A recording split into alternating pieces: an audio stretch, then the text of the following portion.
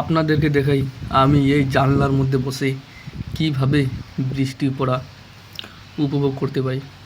তো আমি এখন আমার ঘরের জানলার কাছে বসে আছি। আজকে ভোর ভোর থেকে বৃষ্টি শুরু হয়েছে, এখনও প্রায় চলছেই। মাঝখানে একটু বৃষ্টি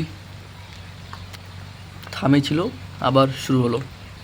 এই যে এই রাস্তাটা আছে, এই রাস্তাটা এইটা দিয়ে ট্র্যাক্টর জার্সি করে, কিন্তু এটা কাল পরশুর মধ্যে শুকনো ছিল, পুরোটা শুকান, কোনো জল ছিল না জমে।